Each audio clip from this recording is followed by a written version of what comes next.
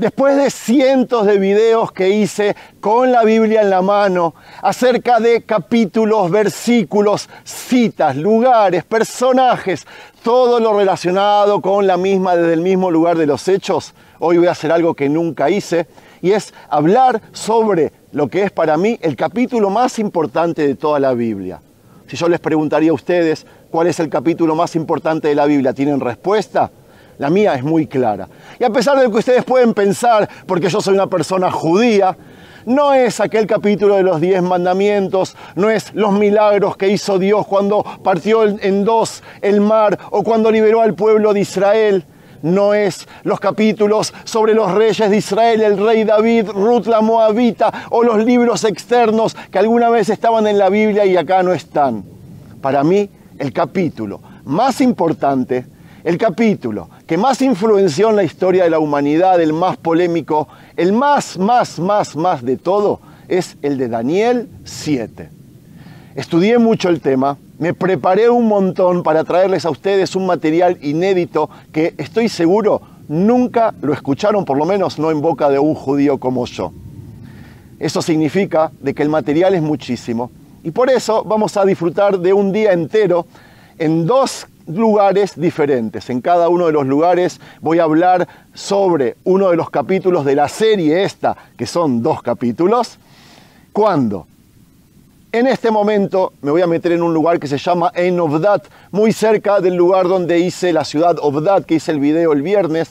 Vamos a caminar por aguas, si es que hay, vamos a entrar en un cañón, vamos a entrar en un oasis, y mientras paseamos hoy, para poder entender, para que ustedes entiendan el capítulo 7 de Daniel, tenemos que saber quién fue Daniel, en qué época escribió el libro, por qué lo escribió, en qué idioma lo escribió, a qué se refería, en qué contexto está escrito histórico. Un montón de cosas que nosotros tenemos que entender antes de meternos de lleno en lo que es el capítulo 7 de verdad.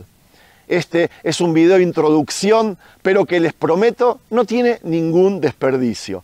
Porque para poder entender el capítulo más importante de toda la Biblia, nosotros tenemos que entender cómo, cuándo, quién, dónde, todas esas cosas acerca del libro de Daniel, que a propósito, en cierto tiempo estuvo fuera de la Biblia, y después los sabios lo volvieron a introducir dentro de los 24 libros por la cual está compuesta la Biblia judía.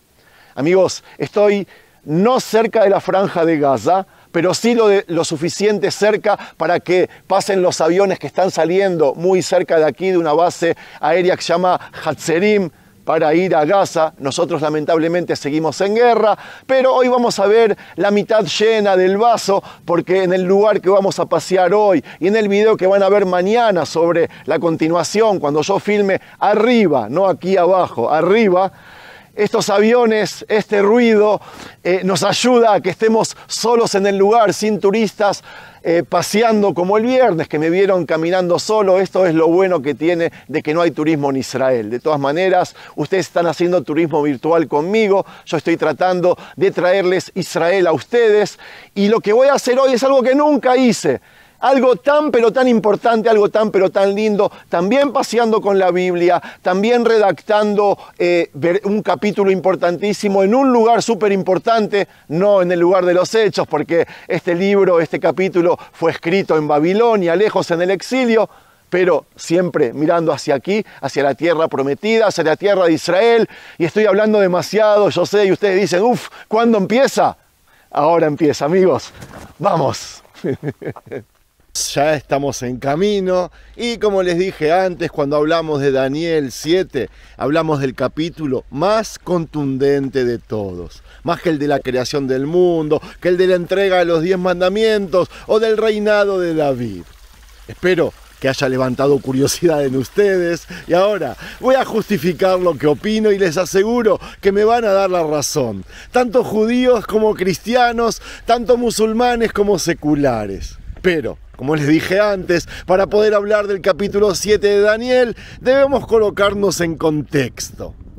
La gente que se ocupa de la Biblia, por lo menos la judía, no le da mucha importancia al libro Daniel, el tercero de los 24 libros que tenemos dentro de la Biblia judía, si contamos de atrás para adelante. Es como que está escondido por el fondo del libro de esta enciclopedia llamada Tanaj, porque la mitad del mismo está escrito en arameo, y por eso es entendible que no le hable a una persona promedio.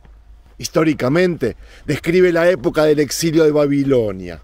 El actor principal del libro, el héroe, es Daniel, un joven que fue llevado al cautiverio desde el reino de Judea, que llegó a Babilonia, que fue contratado para trabajar en el palacio del rey Nabucodonosor II y se quedó en la realeza con demás reyes que llegaron a continuación para luego expandirse al imperio persa.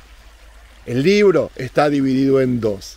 La primera mitad son historias, increíbles historias de cómo Daniel y sus amigos Hananiah o Ananías, Mishael o Misael y Azariah o Azarías se relacionaron con altos líderes políticos y religiosos, con astrólogos, con sabios y con magos de aquella época en esos lugares, específicamente en las cortes reales de los reyes de aquellos años. Nos cuentan cómo fueron arrestados, cómo fueron enviados al horno de fuego, a sobrevivir entre leones, un montón de cosas. Pero siempre hubo final feliz, en el cual el rey de Babilonia o Persia, ya que se iban intercambiando al final, terminaban reconociendo que estaban tocados por la mano del Dios de Israel, quien siempre terminaba victorioso. Esa es la primera mitad del libro Daniel. La segunda mitad se ocupa de las visiones de Daniel, que, aunque las hay en la primera mitad, son visiones del rey que sueña. Aquí son visiones de Daniel que él ve el futuro. De diferentes maneras hay varias visiones en las cuales Daniel ve lo que va a suceder y además ve el fin de los días. Dice que habrá una guerra así y una guerra asá. Reinará este rey y luego este otro rey. Hace una descripción detallada de la historia por venir hasta cierto punto y es ahí que, listo, se termina la historia y comienza, ¿cómo decirlo?, a inventar. Fuera de esas dos divisiones hay otra división que es en relación a los idiomas. La primera parte está escrita en arameo y la segunda parte en hebreo. Es casi así, no el 100% exacto, porque en la primera parte hay cosas en hebreo, como todo el capítulo 1 y parte del capítulo 7, del que nos vamos a ocupar más tarde, que es además el punto de cambio, por supuesto. Que si bien pertenece a la segunda parte, porque describe visiones de Daniel, pero como les dije, está escrito en arameo. Cuando a alguien se le pregunta en qué idioma se hablaba en la corte real del rey de Babilonia, la respuesta es arameo, entonces podemos entender el asunto. Amigos, ¿cuándo se escribió este libro Daniel? La ciencia sabe decir que la primera parte del libro se escribió en la misma época persa. La forma de relatar las historias de los primeros capítulos es idéntica a la conocida por los investigadores de los tiempos persas. Algo así como el libro Esther, algo paralelo a otros libros no judíos que describen las mismas cosas de aquella época en cuanto a los magos y sabios de la corte real. Eso en cuanto a la parte de las historias. La parte de las visiones fue escrita mucho después de incluso de los últimos libros bíblicos judíos, que son los de Ezra o Esdras y Nehemías o Nehemías. Ustedes se preguntan cómo lo sé. ¿Cómo lo sabemos? El libro nos lo descubre solo, aunque sin intención. Se hizo un gol en contra, y les explico. Por ejemplo, en los capítulos 11 y 12, el profeta Daniel ve visiones de la historia del mundo. Él dijo que llegará el rey fulano, que combatirá con el rey mengano, el del norte con el del sur, y combatirán, y uno destruirá a otro. Siguiendo la cronología de los reyes helenistas de los siglos 3 y 2 a.C., pero sin decir los nombres, ya que se supone que Daniel vivió 400 años antes de lo relatado. El libro relata con exactitud los decretos de Antíochus Epifanes el IV, aquel que saquea todo lo que hubo en el gran templo de Jerusalén, ¿recuerdan? El libro hace una descripción exacta de lo que pasará 4 siglos después de la muerte de Daniel. Él incluso describió a los que se les opusieron al rey persa, a los macabeos, y desde ese punto en adelante él va a tener un pronóstico. Y es ahí cuando deja de describir. El capítulo 7 fue escrito, y esto es importante tenerlo en cuenta, en el año 167 a.C., más o menos, en tiempos de Epifanes IV. Este es un dato casi exacto que por lo general no tenemos en otros libros, no podemos decir sobre ningún libro, capítulo o versículo de toda la Biblia judía. Y entonces llegamos al capítulo más importante de toda la Biblia judía, el 7 de Daniel, en el cual Daniel ve un sueño y lo describe.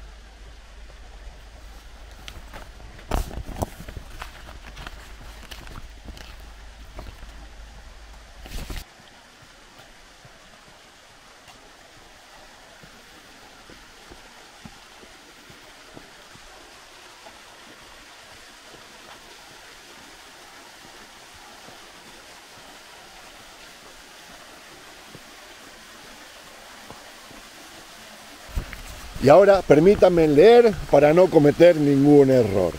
En las visiones que tuve durante la noche, vi que los 4 vientos de los cielos estaban agitando el mar grande. El mar grande en la Biblia es el mar Mediterráneo.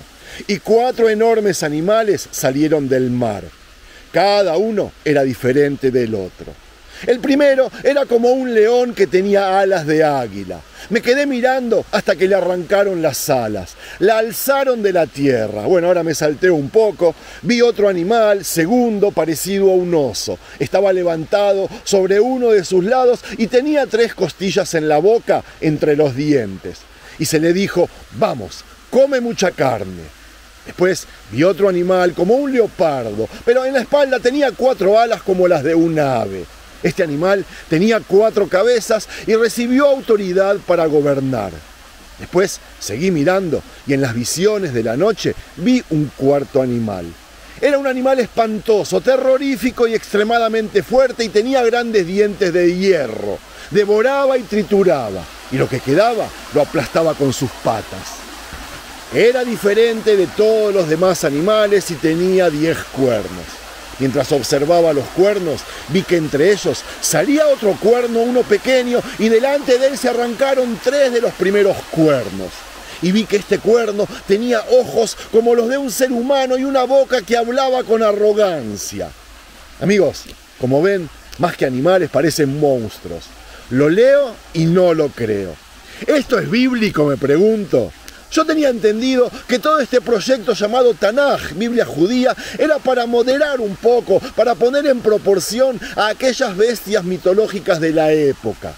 En mi Biblia, desde la creación, nunca hubo monstruos, enormes bestias como esas. Quizás uno que otro tanín, que vendría a ser cocodrilo, o tanín gadol incluso, que sería un dinosaurio descrito en Génesis. Pero a todos ellos los venció Dios hace muchísimo.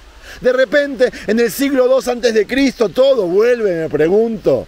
Vuelven los monstruos con esos cuernos, esas alas, medio oso, medio león. ¿Estamos locos? ¿Volvieron las bestias mitológicas de Grecia o de Babilonia de hace miles de años atrás? Amigos, las descripciones son temerosas. Si bien Daniel los había visto en su sueño, mientras leemos ya nadie se acuerda que lo estaba soñando y pensamos que ellos son de verdad, ¿verdad? Amigos, estamos leyendo una literatura apocalíptica. Volvió la imaginación mitológica. Además, yo pregunto, ¿qué son esos 4 animales? No dice nada. Pero yo eso lo voy a contar en el próximo video, en el próximo capítulo. Los voy a dejar tensos un día y mientras, perdón, sí, pero voy a seguir con la lectura. De repente, después de que llega el 4.º animal, con un gran cuerno y una boca que dice cosas grandes, llegamos al versículo 9, que es una especie de recreo. Pasamos a otra escena. Seguí mirando hasta que se colocaron tronos y el anciano de días se sentó. Su ropa era blanca como la nieve y su cabello era como la lana limpia. Su trono eran llamas de fuego y las ruedas eran un fuego ardiente. Un río de fuego fluía y salía de delante de él. Había 1000 millares que le servían y 10.000 veces 10.000 que estaban de pie ante él.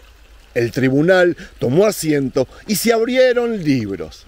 Entonces me quedé mirando debido a las palabras que el cuerno decía con arrogancia. Miré hasta que mataron al animal y destruyeron su cuerpo y la echaron en el fuego. Pero a los demás animales les quitaron su dominio y les alargaron la vida durante un tiempo y una época. Perdón, ¿quién es ese anciano de días?, pregunto. Dios, ¿verdad? ¿No les viene a la cabeza la pintura de Miguel Ángel? Aquel Dios con forma humana sentado en un trono con pelo blanco. Amigos, idéntico a como dibujaban los persas a los dioses de esa época, sentados en sillas con ruedas. Pero lo raro aquí es cómo Daniel describió a Dios como un ser humano. Esto está en la Biblia judía, amigos. ¿Qué está pasando aquí? No estamos acostumbrados a esto. Incluso Ezequiel, en la visión de la carroza, describió meticulosamente toda la escena, salvo cuando describió a Dios, que lo vio borroso, dijo. Se parecía a un ser humano, pero no lo vi bien, se había excusado. Aquí Daniel, amigos, ve un ser humano completo. Esto contradice todo lo que nos enseñaron a los judíos, de que Dios no tiene forma ni espacio, no tiene cuerpo. Lo máximo que nos dijeron fue que alguien vio a Dios cara a cara y listo, sin describir nada. Cuando yo fui a investigar, aprendí que todo esto lo aprendimos después de que Maimónides, el Rambam, nos educó a describir hacia Dios. Solo imaginarlo, solo imaginar una imagen invisible, algo que él copió o adoptó de la filosofía musulmana, que la tomaron de Aristo. Y ellos andá a saber de quién la tomaron. Pero lo cierto es de que los judíos fuimos educados así. ¿Qué estoy leyendo ahora? Yo no entiendo. Yo leo el capítulo 7 y le digo al Rambam, Maimónides, ok, sabio, córrete un poquito al costado, déjame librarme de la mitología que estoy leyendo, tratando de entenderla. Yo me encuentro aquí con un Dios que tiene pelo blanco, está sentado en un tribunal de justicia, y me pregunto, ¿quién está con él? Acá dice miles que le servían y miles que estaban de pie. Digamos que son ángeles, como nosotros podemos entenderlos, pero esto tampoco suena bíblico. Tampoco lo que sigue en la descripción. Yo creo personalmente que se trata de creaciones de Dios. Es como que quieren demostrar el monoteísmo, pero como esa palabra no existía en esa época, no es correcta de decirla porque es un invento recién del siglo XIX. Entonces, por lo visto en esos tiempos, se definía así al Todopoderoso. Aquí nos están enfatizando que ese anciano de días estaba por encima de todo el resto, de miles de fieles. Una descripción muy original, pero para nada bíblica. Ese Dios hace un veredicto y matan a un animal. Y ahora, amigos, les pido que se sienten. Esto, lo que voy a decir, no es apto para cardíacos, por lo menos para judíos. Versículo 13. Seguí mirando y en las visiones de la noche vi venir con las nubes de los cielos a alguien parecido a un hijo del hombre y le dieron acceso al anciano de días y lo llevaron ante su presencia. Y recibió dominio, honra y un reino para que gente de todo pueblo, nación e idioma le sirviera. Su dominio es un dominio eterno que nunca acabará y su reino nunca será destruido. Amigos, así termina el sueño, así termina nuestro video, pero no nuestro paseo. Cuenten en los comentarios qué piensan del mismo y mañana, si Dios quiere, vamos a interpretar esta bomba que acabo de describirles. No se enojen, amigos, pero así son las reglas del juego en YouTube cuando uno quiere tener éxito. Voy a seguir recorriendo este oasis, voy a subir hasta arriba y ahí voy a tomar mi tradicional café, descansar y seguir con el relato. Los espero mañana. Si es que les gustó este video, la primera parte, no se olviden de regalarle un me gusta, comentarlo, compartirlo y sí, tengan ansiedad hasta mañana porque el capítulo de mañana no va a tener ningún desperdicio, se los aseguro. Shalom, amigos, que Dios los bendiga a todos.